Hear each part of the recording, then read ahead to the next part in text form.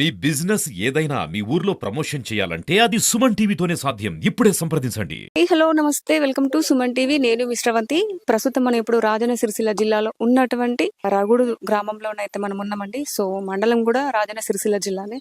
So రగుడు గ్రామంలోనైతే Kanakaiah Yadav ఒక గొర్రెల కాపరి. సో ఆ గొర్రెలను మేపుకుంటూనైతే జీవనోపాధి అయితే పొందుతాడు. సో నిన్న రాత్రి అయితే ఒక 4-5 కుక్కలు అయితే గొర్రెల మంద పైన పడి వీటిని అయితే చంపడం అయితే జరిగింది. దాదాపు ఒక 20కి పైగానైతే చనిపోయాయి, ఇంకా 20కి పైగానైతే గాయాలయ్యాయి. సో ఇప్పుడు దానిపైన వీళ్ళు బ్రతుకుతారు. దగ్గర దగ్గర ఒక 1,50,000 పైగానైతే ఆస్తి నష్టం అయితే జరిగింది. సో ప్రజెంట్ ఇప్పుడు మనం వాళ్ళ ఇంటి దగ్గర ఉన్నాము. సో కనకయ్య గారు కూడా మనతో పాటు ఉన్నారు కాబట్టి అసలు ఏం జరిగింది, మరి ఏ టైంలో ప్రమాదం జరిగిందని చెప్పేసి మనం ఒకసారి వారిని అడుగుదాం.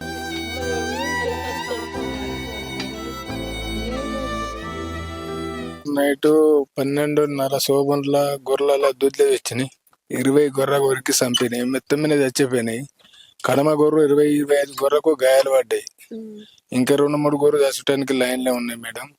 కానీ మాకు తెలివి కాలేదు, ఇంట్లో వండుకొని ఉన్నాం. మొత్తం ఎన్ని ఉన్నాయి మీకు? ఒక 50-60 అయితే 50-60 అయితే మొత్తం 40 దాకా. 20 చనిపోయినాయి. అన్ని ఫోటోలు తీసిరు. అందులో సర్పంచులు వాళ్ళు ఇల్లుగా కంప్యూటర్ ఇట్లా వచ్చిండు, డాక్టర్ వచ్చారు. ఇప్పుడు ఒక 20 అయితే గొర్రెల గుంపు కాడ చూస్తా చూద్దాం ఉన్నాయి. డైరెక్ట్ కొరికినట్టు చూస్తా ఫోటో కొట్టిద్దాం. ఇంత నష్టమైంది మేడం. మేము మా కూలీ చేసుకుంటుంది గొర్రెలు మాకు గొర్రెలు చదువుకొనే బతుకుతాం మేడం. మేము గొర్రెల మీదనే మాకు ఆధారం. అవి చదువుకొని అవి మీదనే బతుకుతారు. పిల్లల్ని చదువుకోవాలి, మేము బతకాలి. 20 గొర్రెలు చనిపోయినాయి, ఇంక 20 గొర్రెలు గాయపడ్డాయి. అవి కూడా బ్రతుకుతాయి అన్న నమ్మకం అయితే మాకు లేదు. మందులు ఇస్తుర్రు, గవర్నమెంట్ కూడా మందులు ఇచ్చిర్రు, ప్రొద్దునచ్చి ఇంజక్షన్లు వేసిర్రు. అవిటి మీదనే ఆధారం. ఇటువంటి పరిస్థితి వచ్చింది. మా బతికేంది, మా పిల్లలేంది, మా పరిస్థితి ఏంది? గవర్నమెంట్ మాకు ఏదైనా సహాయం చేయాలని కోరుకుంటున్నాం. 2 మేడం. సొంత ఇల్లే, ఒక ఇల్లే, గొర్రెలు అంతే, అంతకు మించి ఏం లేదు మేడం. కట్టినాం, పైనది తడక ఇడవలేదు, ఈ కింద వరుకొని లోపలికి పోయి. ఇంతకు ముందు ఏమన్నా ఎప్పుడన్నా వచ్చినాయా? ఎప్పుడు జరగలేదు, ఎప్పుడు రాలే, ఇదే ఫస్ట్ టైం. మరి ఎప్పుడు రాంది సడన్ గా నిన్న రాత్రి గట్ల ఎందుకు వచ్చినాయి అంటే? ఊళ్ళో కూడా ఇంకా 2-3 మందలలో కూడా అట్లనే పిల్లలు పడి కొరికినాయి. కానీ మన గొర్రెల వరకైతే ఇంతవరకు రాలే. బయట కూడా మందల కాసేటప్పుడు కూడా మొన్న కూడా 2 గొర్రె పిల్లల్ని కొరికేసినాయి. మేము తడక మంచిగా కట్టుకుంటున్నాం, చూస్తున్నాం, కానీ రాత్రి అట్లా జరిగిపోయింది మేడం. మనమైతే ఇప్పుడు కనకయ్య వాళ్ళ ఇంటి దగ్గర ఉన్నాం. సో చూడొచ్చు, కనకయ్య వాళ్ళ ఇల్లు ఇక ఇల్లు మాత్రమే ఉందట. ఆస్తి అంటే భూమి జాగలు ఇట్లా ఏం లేవు. ఒక గొర్రెలను చూసుకుంటేనే వీళ్ళ అయితే జీవనోపాధి అయితే పొందుతారు.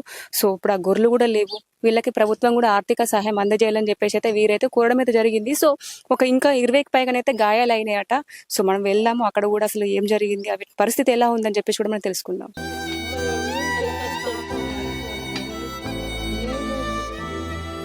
ఇప్పుడు రాగుడిలో ఉన్నటువంటి కనకయ్య సంబంధించిన గొర్రెల మంద దగ్గరకైతే మనం వచ్చినామండి. సో దగ్గర దగ్గర ఇందులో ఒక 20 పైగా, అంటే 20 చనిపోయినాయి కుక్కల దాడిలో. ఒక 20కి పైగానైతే దాడి చేసినాయి కాబట్టి 20 గొర్రెలకు పైగా గాయాలు అయ్యాయి. సో ఇప్పుడు మనం ఆ గాయాలు చూద్దాము. ఒక్కొక్కటి అయితే వాచిపోయినాయి, అసలు వాటికి నడవలేని పరిస్థితిలో ఉన్నాయి. సో ఒకసారి చూద్దాం.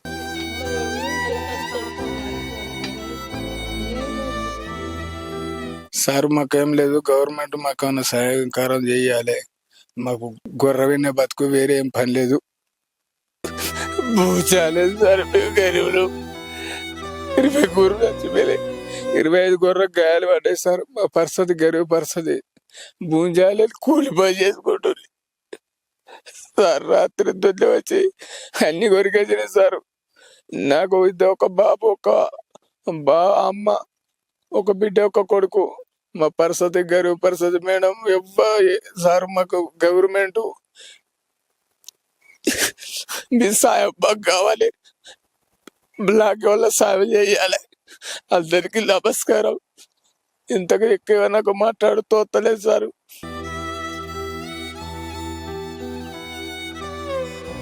సరే కదండి, కనకయ్య యాదవ్ వాళ్ళ పరిస్థితి. ఆ కనకయ్య యాదవ్కి అయితే ఒక అమ్మాయి, ఒక అబ్బాయి అయితే ఉన్నారంట.